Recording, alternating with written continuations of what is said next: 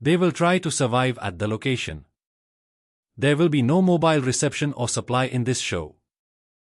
And according to the rules, the participant who stays until the end will be awarded prize of 8 million euros. The show's organizer, Mr. Beast, has set a gong for the participants.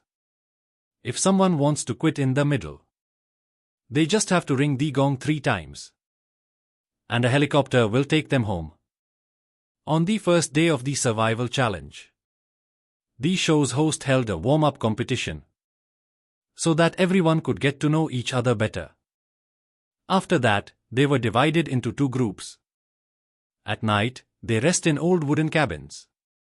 And all the participants are presenting their image in front of the cameras. One man, Suren, who was injured in previous game, now finds it difficult to walk. The next day, the survival game was officially about to begin. And all the players were woken up early in the morning by the loud sound of the gong. It turned out that Surendra, who was injured on the first day, couldn't bear the pain in his leg and decided to exit the competition early. What surprised everyone was that even after 10 minutes, no crew member appeared. And as promised, no helicopter arrived either. Then, a bold man decided to test his luck and rang the gong. But the result remained the same. As the afternoon approached, everyone started feeling uneasy. Neither Mr. Beast appeared, nor any cameraman. They began to wonder whether they should continue the game or not. Some believed that it might be a test from Mr. Beast.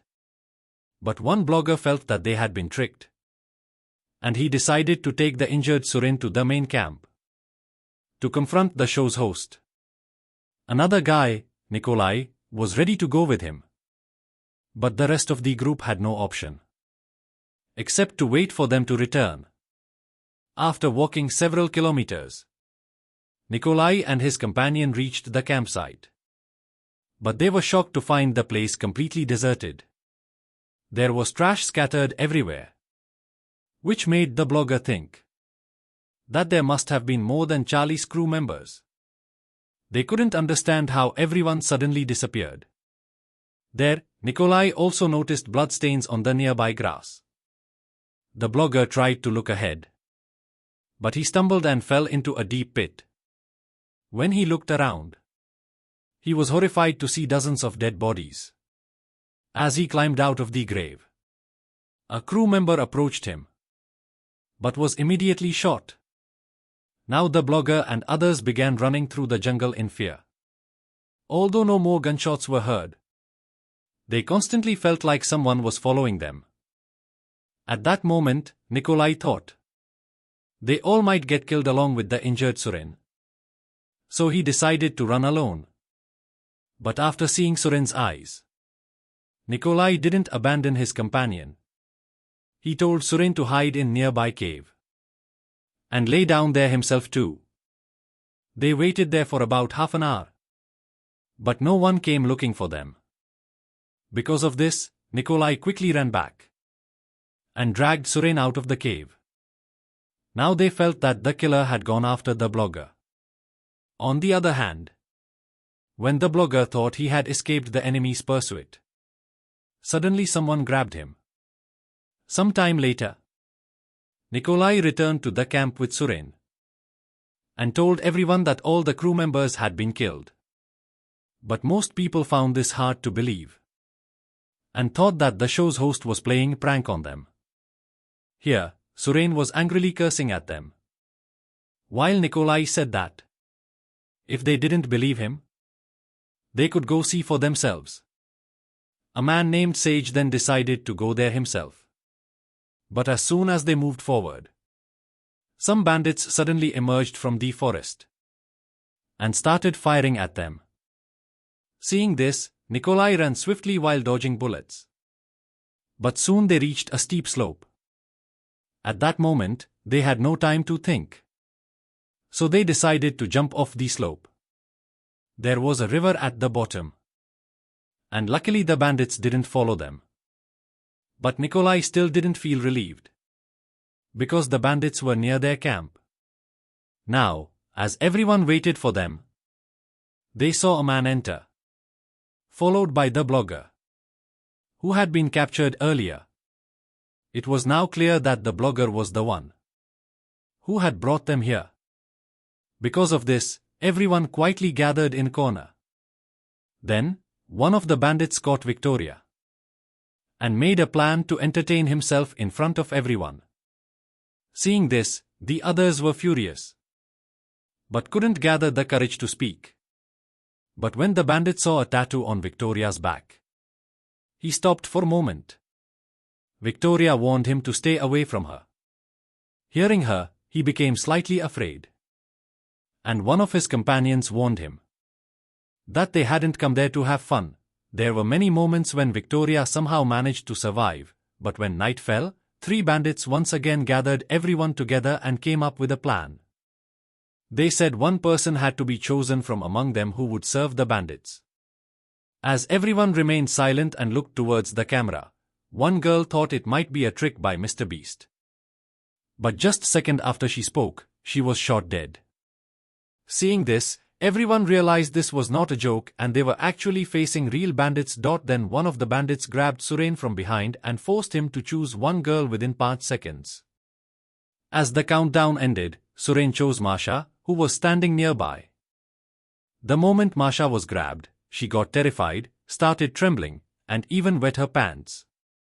Later, they tied Masha's body with ropes and began doing horrifying things to her, while her screams echoed around. Everyone there was filled with anger, but nobody dared to stop the bandits. After a while, they dragged Masha outside and were about to abuse her in the rain when suddenly someone emerged from the darkness and knocked the 2 bandits down. It was Nikolai and Sage, who had earlier gone to investigate the graves. Meanwhile, the bandits inside the house felt something was wrong. At that moment, Victoria found an opportunity and jumped on one of them. Although she was quickly thrown aside, a bold man helped her, and together they managed to overpower the bandits. Finally, Masha was saved. Outside, one bandit was found dead, and the other had disappeared. Now, only one bandit remained inside the house, and everyone understood that this wasn't a survival show, but a bloody game of hunting and murder in the jungle. Later, Nikolai tried to question the captured bandit and asked if the show's crew members were killed. The bandit laughed maniacally and asked them if they even knew where they were. Masha, full of rage over what had happened to her, picked up a horn from the ground and thrust it into the bandit's chest. Nikolai wanted to ask more questions, but the bandit only said, "You are all going to die." After a terrifying night, the bold man and a few others went to bury the bodies of the bandits. Then, as suggested by Nikolai, a group decided to go back to the crew's campsite. When they arrived after some time, Nikolai was shocked to see that the deep pit which had been filled with dead bodies the previous day was now completely empty. Everyone else thought it was a joke, but Nikolai noticed dried blood stains everywhere and became certain that something strange had happened. The rest of the group ignored it and began searching for food.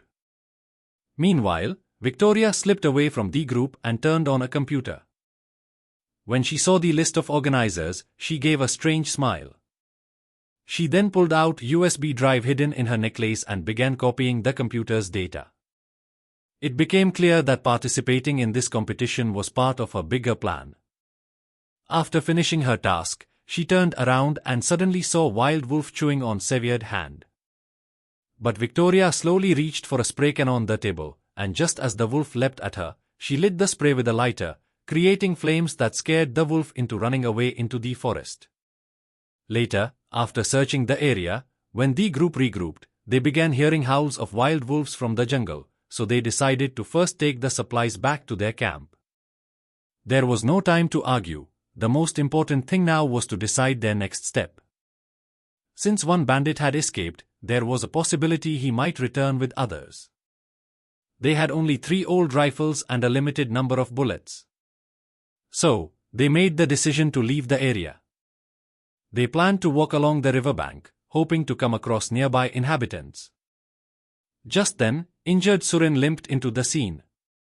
Everyone realized that taking Suren with them would slow them down, so they decided to leave him behind so he could wait for rescue. Suren, trembling with fear, asked what he should do if the bandits came back. One person, Saman, simply replied, "You'll have to fight them." Thus, the rest of the group left their companion behind and headed towards the river. Masha, unable to forget what had happened the previous night, suddenly announced that she would stay behind. Seeing this, Nikolai also chose to stay because he couldn't leave them alone. That night, while Nikolai and his companions slept in the cabin, the other group that was forced to sleep outside in the jungle was awakened by a pack of wolves. They tried scaring them away with torches, but it didn't help. At the last moment, the bold man fired a shot, which scared the wolves off. After surviving that night, the group continued along the river. But when they were crossing a wooden bridge, two people fell into the river while trying to save a slipping companion. In the chaos, the bold man hit a rock and became unconscious, but fortunately, the downstream current was calm, and both survivors clung to wooden planks. The team quickly pulled the unconscious bold man ashore, saving his life. Then they noticed a little girl sitting on a tree stump by the river bank. She gave off a strange vibe, but they followed her, and after half an hour, they arrived at a village. They finally arrived, which brought them some relief. The villagers seemed friendly, and whenever they met someone, they were greeted with "Namaste." Soon, little girl took them to the elderly village chief, who welcomed them warmly. However, the bold man was hungry and wanted food first. But the village chief refused, saying they could only enjoy the food after cleaning themselves. Though this seemed a bit odd to them, they agreed. After cleaning up, everyone gathered around the dining table. Then, the village chief prepared a single piece of bread for everyone. They were a little disappointed, but hunger made that bread disappear within minutes. After eating, the bold man told the chief that some meat would have been great. The village chief reassured him, saying, "Don't worry, the meat will come soon." As soon as he said this, everyone fainted at the table. It now seemed like they had become the prey. When they regained consciousness, they found themselves inside a large, deep well. Then Sam smiled and said, "This is the well where the meat the chief mentioned will be found." Sage screamed for help, but in this isolated, cannibalistic village, there was no one to help them. Yet they didn't give up hope and kept trying to climb up. But the well was too deep, and they kept falling back down. Later, Victoria warned everyone that conserving energy was most important now. Sandra, an actress, said she was a famous celebrity and if they let her go, she would agree to any condition. To their surprise, someone answered from above and allowed only Sandra to come up. A rope ladder was lowered, and Sandra promised she would do anything to rescue everyone. But an entire day passed, and there was no sign of her from above. The group began to lose hope.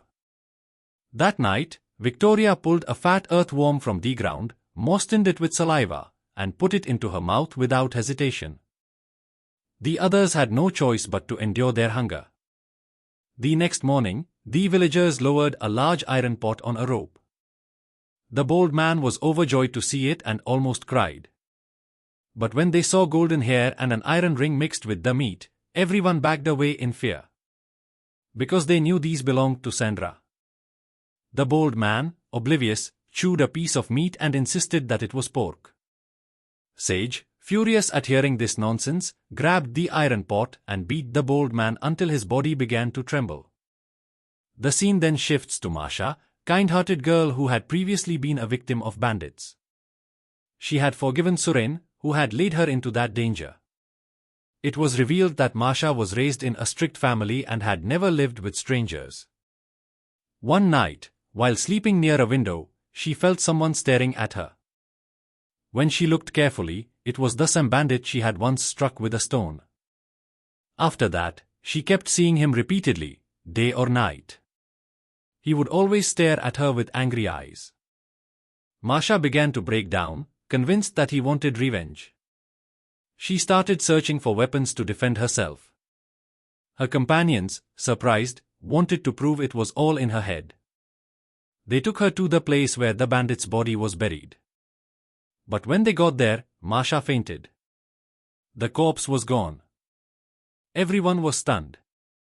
The next day, while everyone went into the forest to search for food, Masha once again saw the bandit outside the house. Frightened, before she could react, he appeared in front of her. She threw a lamp at him, and the house caught fire with her still inside. When her friends returned, they saw everything had burned down. Masha, the kind but delusional girl, died in the fire. With their only shelter gone, Nikolai and the others spent the night at the host's camp. Nikolai, who was on guard duty, saw someone running in the darkness. It was the show's host, injured and screaming for help, pleading to be taken out of there. Meanwhile, the people trapped in the well had been ignored for 2 days. Just as they were drowning in despair, rope ladder was lowered. They quickly climbed out and saw that it was Nikolai and his group who had returned. And the show's host was with them. It turned out that Nikolai had left the camp the night before on the host's advice and headed to this remote village. But after reaching there, they were shocked to find that all the villagers had vanished. Even Sandra, presumed dead, was alive but trapped in a room. However, when Victoria and Sage went toward the back, they found pieces of meat scattered on a chopping board. At that moment, the host came running, terrified. He said that he had recorded something horrifying on camera the previous night. Before the show began, he and his team had gone for a walk in the forest. When they returned to camp, all the staff were unconscious on the ground. At first, he thought they were playing prank. But slowly, they got up and began moving toward them like zombies. Victoria laughed, thinking it was a joke. But the next moment, they saw on camera that there had been gunfire in the dark. All the staff were shot dead on the spot. The host had pretended to be dead and barely escaped. That explained why no staff were seen the next day when they returned to camp. Even now, many could not believe the story. Sam insisted that this was all a hoax orchestrated by the host to make the show more thrilling. Sam urged everyone to tie the host up, saying that if he were in danger, the remaining staff would come to rescue him. Nikolai added that the 2 bandit corpses had actually disappeared. Sage thought maybe wild wolves had eaten them. But the video footage didn't support that. After much discussion and no clear answers, they decided to bury the bald man outside. Sage, who had beaten him to death, still showed no remorse. But when they returned, they found the host, who had been tied to a tree, was missing.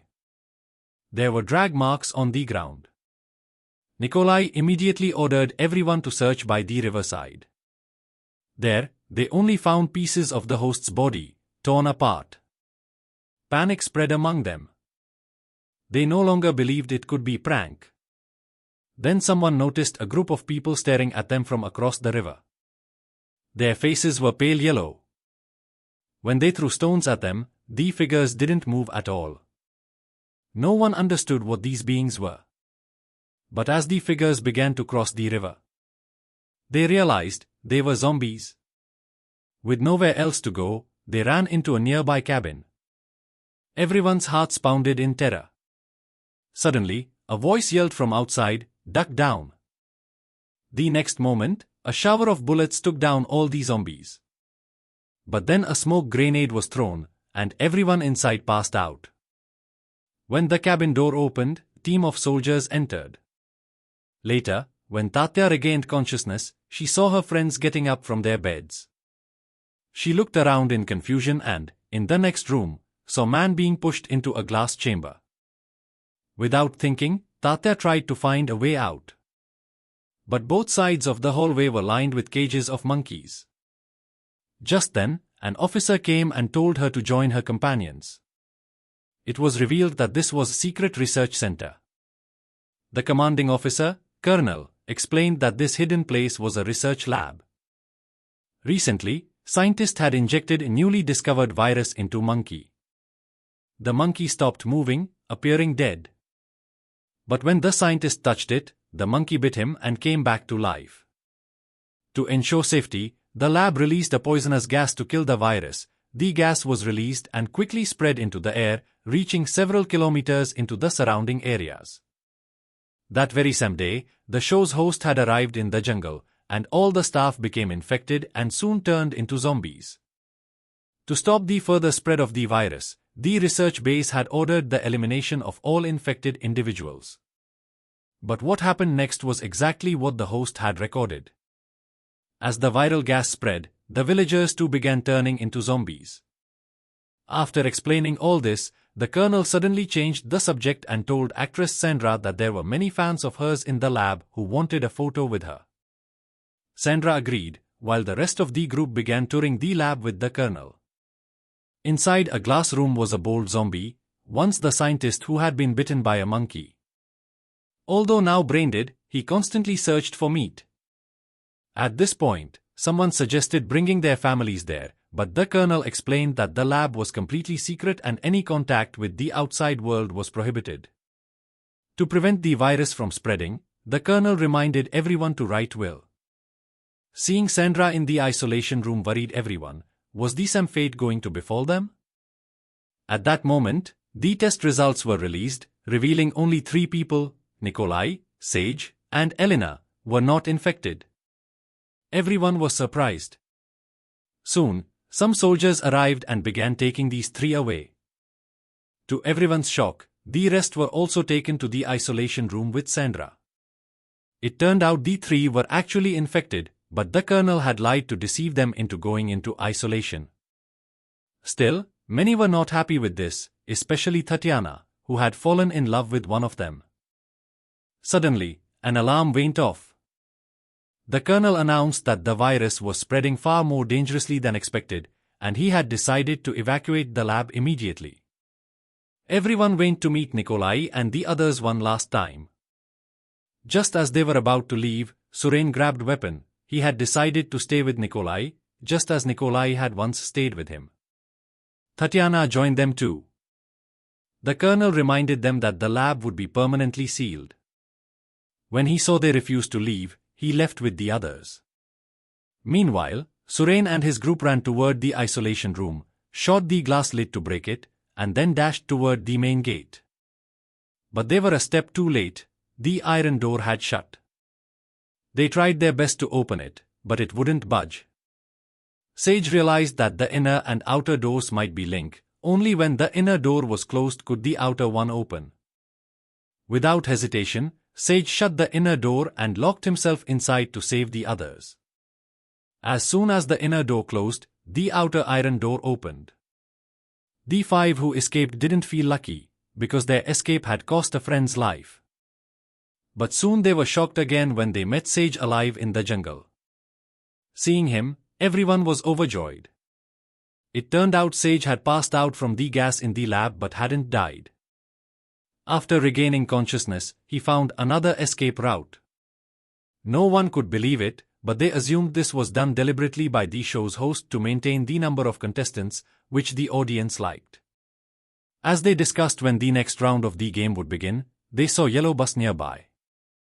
They hoped their struggles were finally over, but to their disappointment, the bus had already been abandoned and wouldn't start. However, it had some food inside, which gave them some relief. When Sage returned after gathering wood, he suddenly felt pain in his hand. Upon rolling up his sleeve, he saw a needle mark, one he got while unconscious from the gas. But he told no one. Panicking, he found a hidden wooden boat in the jungle, through which they could escape via the river. Just then, someone appeared near the river, so they hid the boat and took cover. 3 people arrived with crate. They didn't seem hostile and claimed they were geologists collecting mineral samples. After seeing the strange stones in the crate, the group lowered their guard, thinking these strangers posed no threat. Nikolai asked one of them for information, and they pointed to a location on the map. If they followed the river downstream, they'd reach a coastal city and possibly escape. Everyone was happy and celebrated. But the next morning, they discovered the 3 geologists had quietly taken the boat and fled. Another chance at escape had slipped through their fingers. Repeated failures were breaking them. Sage and Nikolai began blaming each other and almost came to blows. The next morning, the story took another twist.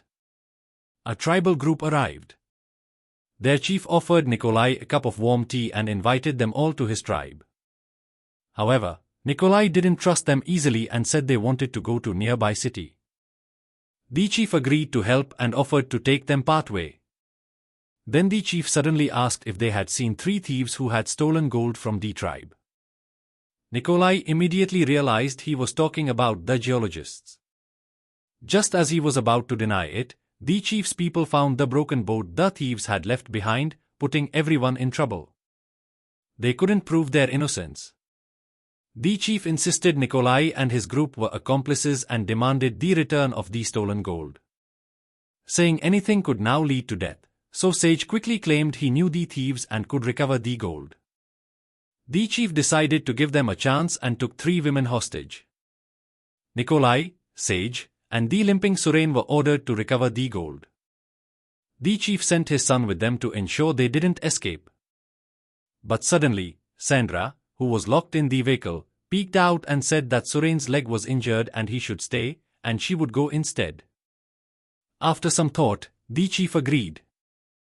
Surain was furious because he knew they would never return. The boat was fast, and soon they spotted the thieves' wooden boat on a hill.